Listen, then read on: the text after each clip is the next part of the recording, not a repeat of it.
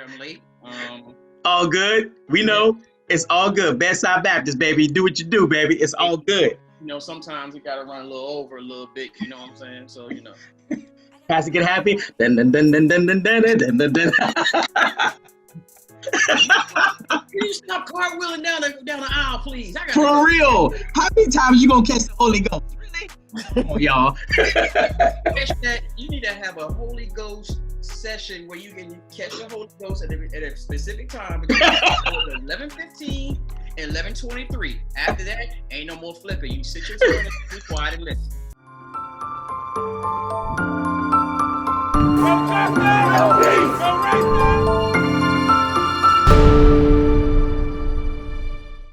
Hello, everyone. Welcome to TruthFIxes. This is our first podcast.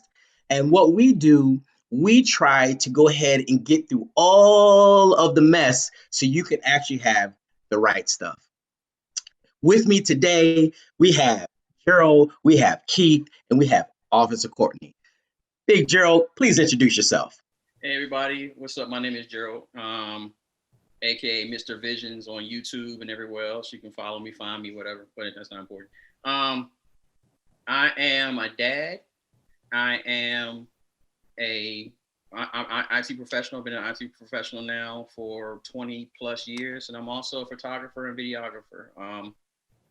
And most importantly, besides being a dad and a husband and all that other stuff, I'm also a dedicated, loyal Falcons fan. 0-3, it doesn't matter nothing to me, so that's me as a nutshell. All right, thank you, Gerald. Keith, my man, go ahead and introduce yourself, sir.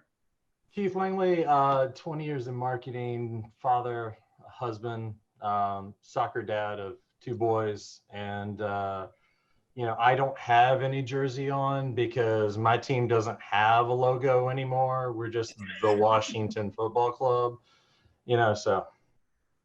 but still loyal. Thank you, sir. Thank you.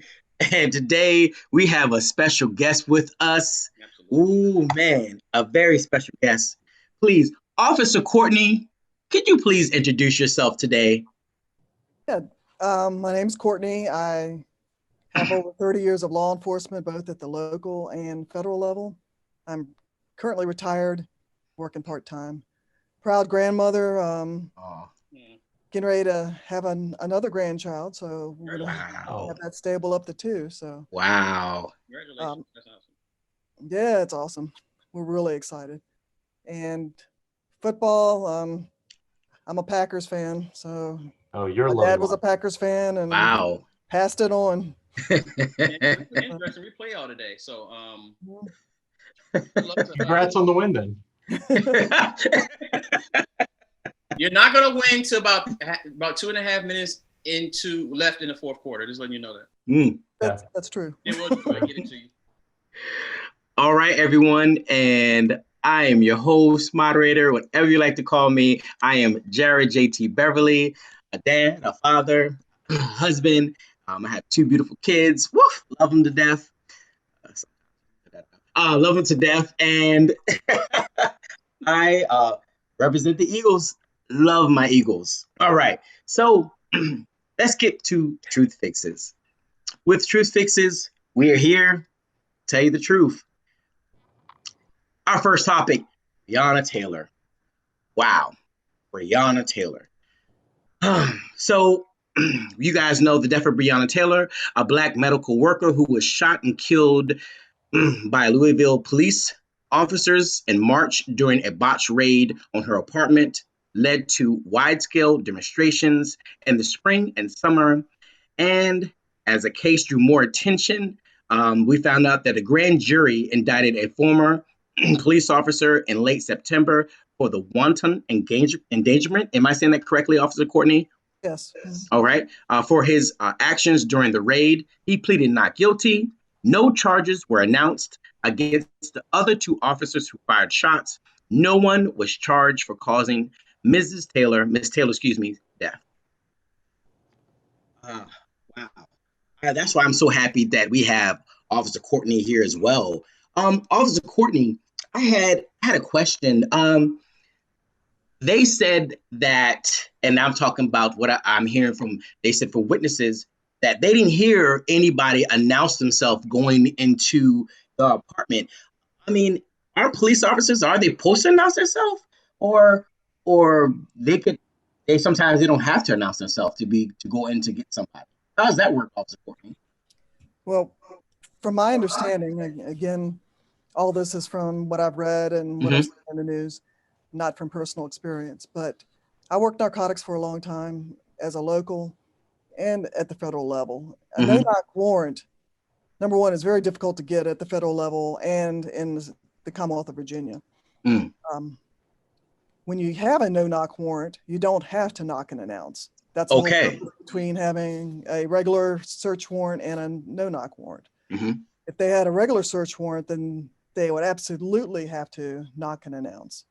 At the federal level, you have to give somebody at least 60 seconds or a reasonable amount of time, which we all kind of determined to be around 60 seconds to respond to the door before we knock it in. So, or make a forced entry. So that's the difference. They had a no-knock warrant, so they did not have to announce. Okay.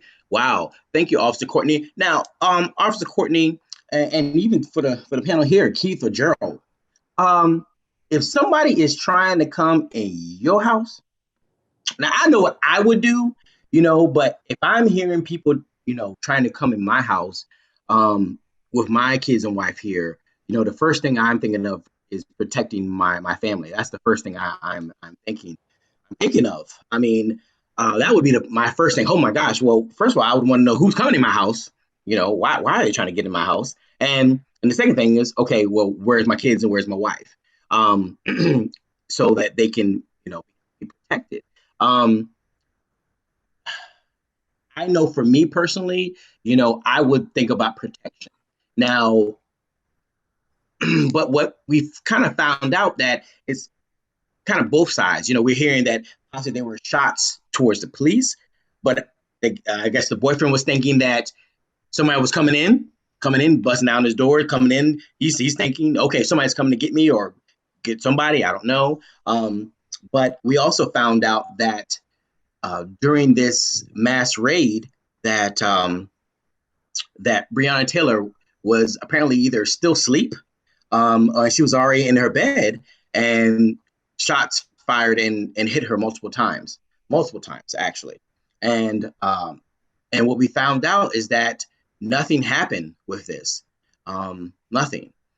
But some of the shots went through her apartment to another apartment, and that's why they called it, I believe, the Wanton Endangerment. What does that mean, Officer Courtney? The Wanton Endangerment charge, that's when the officer did not shoot at an identifiable target. He was just randomly shooting, and those rounds went and endangered other people. That's a big no-no in law enforcement. You have to identify your target. So my question is this then. So it was wanton endangerment for the people next door, but not wanton endangerment for the person that was killed, and being the fact that they were in the wrong apartment. That's like one issue that I have with the whole situation. I mean, you're gonna call it wanton endangerment, which I agree. That's definitely a viable charge. But at the same time, you actually went into this woman's apartment, this man's apartment, and actually killed them. And there's nothing brought up or nothing even charged in regards to that. And I think I heard somewhere that the prosecutor didn't even present that as a charge. Correct. So if that doesn't smell like working together behind the scenes or whatever case you want to call it, it just reeks of conspiracy and nastiness to me. Yeah, I mean, for me, like, one of the biggest things is how the warrant was obtained, because the boyfriend as being looked at for the drug charge wasn't even the boyfriend that she was with. So whatever that process is, and I know it's still awaiting federal, decision, but obviously federal judiciary in the recent administration has some, questions in and of itself. But So I don't have a lot of hope there, but that's kind of it all started from that. And then it just went down from transparency to, it wasn't until a lawsuit that they released grand jury information. So it kind of keeps evolving. The way that I saw the interview with one of the police officers, it seemed an awful lot like coaching to me in the postmortem of the event. So there's a lot of things that obviously Kentucky does a lot differently than Virginia does. Yeah. And I think that, you know, after going through the whole Chesterfield Academy thing, like we do things differently in Virginia, contrary to, I think, popular belief. And we're a little stricter, I think, in general. Yeah. A lot stricter. Thank you. You have the experience to say. I know some officers in Kentucky, but I have not asked them about this case. So it's a sore spot. They've had to deal with a lot of the unrest and the riots, which have endangered them and their people. So, I mean, my personal opinion, that whole thing was screwed up from the get-go, from the possibility of the detective lying for probable cause to the judge who issued the no-knock warrant to the issuing of a no-knock warrant. I mean, it should be very strict guidelines to that, and they should be your last type of warrant you would ever get. And it sounds like they never set up surveillance on the apartment. They didn't know who was in the apartment. To address what Jared said about them facing charges for firing into the apartment, when they're fired upon, they, as a police officer, you have a right to return fire. I mean, deadly force has already been used. So that's how they were able to, as long as this round stayed in the apartment, even though they didn't identify a target, which is against all firearms protocol and training that I've had over 30 years of law enforcement. You don't shoot through walls. You don't shoot through, I mean, if there was a no-knock warrant, they should have had a SWAT team out there to serve it. You know, they did all of that. It was so haphazard how they did it. And this young lady paid the price with her life. And that is, it can't bring her back. What they definitely need to do is reform, transparency, training, and get rid of those officers who are showing absolutely no remorse for what they did. Yeah. And sending social media messages. That one guy, he is a piece of work. He should never sent that email out and gone and posted it on social media. He should be fired just for that.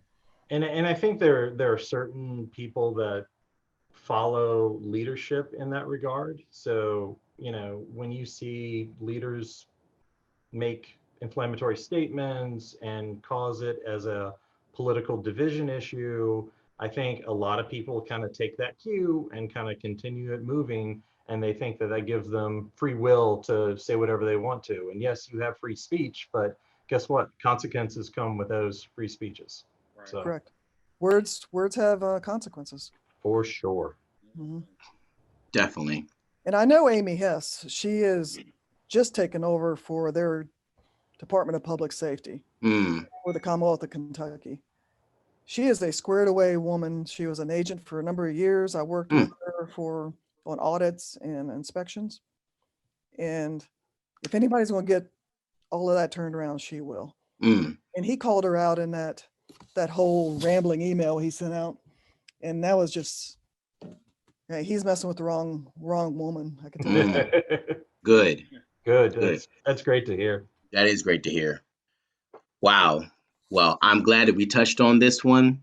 Let's move forward, everybody. The Marcus alert.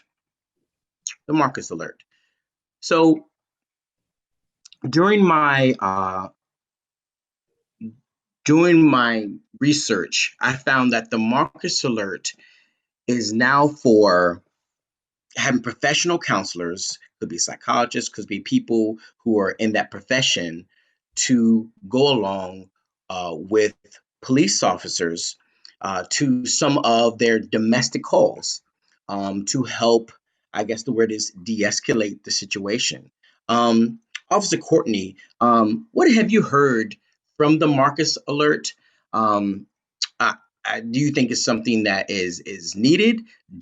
Have you ever participated with somebody or the ride along or been in that kind of situation dealing with the Marcus alert? No, obviously this is brand new. Okay. Mm-hmm. But it goes back to Marcus, I think, what was his name? Marcus Peters, Yeah. who was Mm-hmm. undergoing some sort of psychotic break in the middle of I-95, and he was obviously not in his right mind. I have fought and tried to take into custody people who are mentally ill. They're extremely strong. Yes. I've Sometimes heard it that. takes several people to get them under control. So, and now they have much better training, but still, when you're dealing with somebody who's mentally unstable, you just don't know what they're going to do because they're not in their right mind. Now with the Marcus alert, excuse me a minute. Yeah, sure. While you get yourself together, I have it up. It says, this is for RVA. Both chambers of Virginia General Assembly have approved a proposition to establish the statewide system that pairs teams of mental health professionals and peer recovery specialists with police officers responding to mental health crisis. However, the bill now will go to conference committee. So, what were you going to say, Officer Courtney? The way we used to do it back when I was a local police officer in the late 80s, early 90s, if we had a mentally ill subject, we would go in, take them into custody in the safest way possible for them and ourselves. And then we go through a TDO or temporary detention order process. So that's where we would take them to a magistrate. Very, very rarely would a social worker come to the scene. So the social worker would make the determination whether or not to temporarily detain this person for 72 hours, which is the maximum that they can be detained. They go before a judge and the judge determines whether or not they can be detained for a longer period of time or if they have deemed stable enough to release back into society or back to their families. Now, what this new bill is hoping to establish is teams of mental health professionals, whether they're social workers or psychologists, along with law enforcement being sent out to a scene. When a situation like Marcus, that was an emergency situation. There's no way that they would have been able to send a social worker out quickly enough to rectify that whole thing. He was attacking the police officer. He was in the middle of 95. He was trying to get into people's cars. He got hit by a car and bounced off of it like it was nothing. Yeah. Just erratic behavior all around. And a lot of people who are under the influence of drugs are acting in a similar manner. So really, sometimes you don't know what you're dealing with. Right. There's going to have to be extensive training for this to occur if that's what they want to do. And along with that, it's going to be funding. So you're going to have these people on call 24/7. They're going to have to train with the police officers and maybe have mental health response teams, which is not out of the question. But when you're looking at departments and the calls to divert funding or defund police officers and not police officers themselves, but police departments, that's not going to work. If you're going to create more work for them to do, they have to be trained. They have to be trained to do it. Right. Now, right now, they do get training on how to de-escalate situations, how to handle mentally ill subjects. A lot more training than I had when I was a police officer. And, I'm not sure how you're going to pay somebody who is, like, for instance, once you graduate with your master's degree, and maybe you do decide to go out and be a part of one of these rapid response teams, that police officer has to watch out for you and themselves at that point, and you're unarmed. You're not a trained police officer. And if it goes bad, then it goes bad. They don't want you to get hurt as well. So I don't know how they're going to get people actually to volunteer to do this, to tell you the truth. Yeah, that was a question I was going to have. So, and the whole time we're talking about this, I'm thinking about the situation that Keith was in when he did his ride along. I mean, even if it's bad enough you go into a situation where you're dealing with a mental health patient, but then you're also going to a high stress situation where that person, even a regular person that doesn't suffer from mental health, is already erratic and having stuff going on, and they're already hard enough to deal with outside of adding the mental health piece on top of that. So if you have basically a civilian, like you said, is not trained to be an officer or whatever the case may be, to try to come in and try to mediate, I don't see how that could be effective. Well, I think it depends on how the department is set up, because some departments, I mean, Chesterfield, that I learned in the academy program, like SWAT, it's like almost like a part-time rapid response kind of build of the SWAT team. They don't have a standing group ready all the time, with their tactical gear on. It's officers on the streets that have SWAT training, and they have additional training monthly.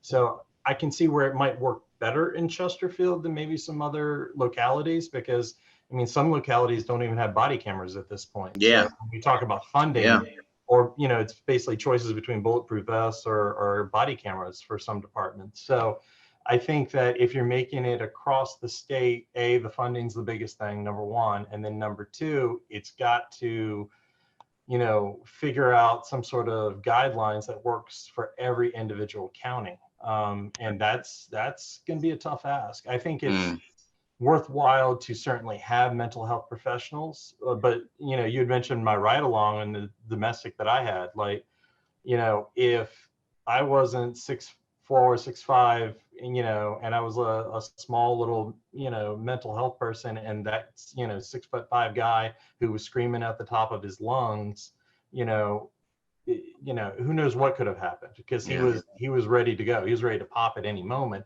And then if it's a rapid response team and they have like some sort of like, branded, car that comes in, what's the person going to say when they see mental health rapid response team on the side? Like, how is that going to react to, I'm not crazy? It just could, escalate it even further. Yeah. So I think that, if you have the officers there who are extremely well trained to de-escalate, gets the situation to a manageable level. And then I think you can certainly introduce a mental health professional to kind of talk about long-term plans and, how are you guys going to work on this long-term? Like, what is your plan to either move out and remove the kids from the situation, or, find separate living arrangements, or, maybe ongoing care? Like, all that stuff is more like the long-term phase. Versus the immediate, like, there could be someone with a gun who has mental health issues. So it's a tall order, but I mean, I think it's certainly something that's a worthwhile venture.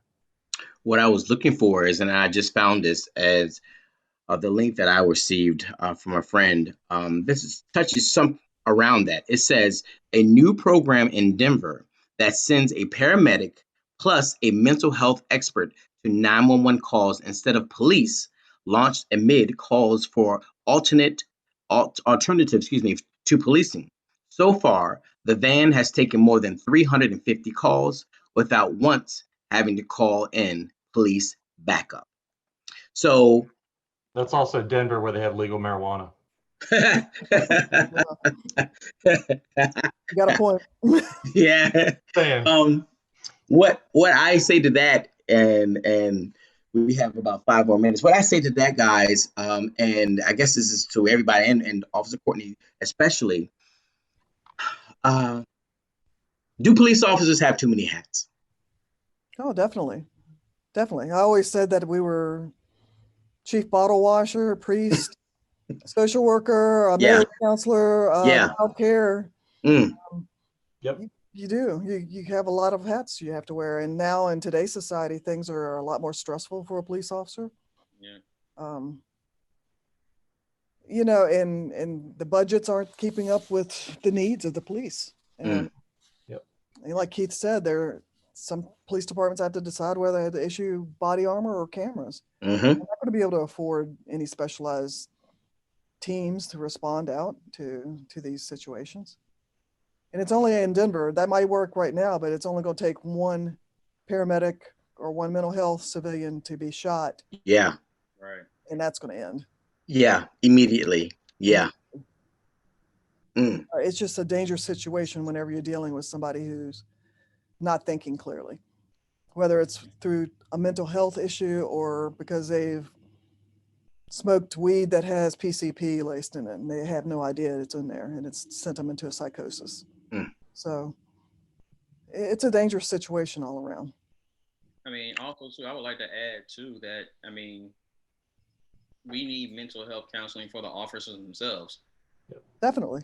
So, sure. I mean, if it could somehow, if we could go that route as well, I think that would be very, very beneficial. Honestly, that's why I went back to school. That's why I am in the program that I am right now. Because I know family members who just want to talk, who just want to get it off the chest, right. Who just wants to listen in the ear without being judged, without having a recorder on them the whole time. They just wanted to talk, and they couldn't have an outlet to that unless they pulled and fired their weapon. That was the only time they actually had that chance, because they were then forced to have that. But I wanted to change that, and I hope to be able to change that, just to give officers, a check on their mental health. Because just like what Officer Courtney just said, she just named 8 things right there that they do in a day. 8 things right there. That's a lot. Yes, get it. It is a lot. Yeah, that's a lot. That's a lot. And that's not even mentioning the trauma. I read something just recently where your average person experiences 1 to 3 traumatic events in their lifetime. Right. A police officer over their career may experience over 800 traumatic events over their lifetime. I mean, that it could be all in an 8-hour day. You can go from one horrific rape of a child and then have to go to a traffic accident where somebody's dead, and you have to deal with all this stuff. And then you go home and you try to not to get your spouse upset, so you don't talk about it. So my hat's off to you for wanting to do that to help law enforcement, because they need help too. We're human beings at the end of the day. We're all human beings. I was going to say that behind the badge, people forget, with all the press and everything, behind the badge, there's still people. Correct. When they put that badge down and take their gear off, they're just like all the 4 of us, right. Walking through Walmart, buying random stuff that they probably shouldn't be buying in the first place. Yeah, exactly. Everyone, this amazing conversation. I'm so happy we are all here to be able to do this. Everybody who's watching this, hey, make sure, hit the like, tell a friend, send this link to everybody else. We're going to be doing this weekly to give you guys the truth from TruthFIxes. I'm Jerry JT Beverly, for Gerald, for Keith, Officer Courtney. We say goodbye, God bless, see you next time. Thank you, guys. Good week, everybody. Later. Thank you, y'all. Be safe now. Have a good one.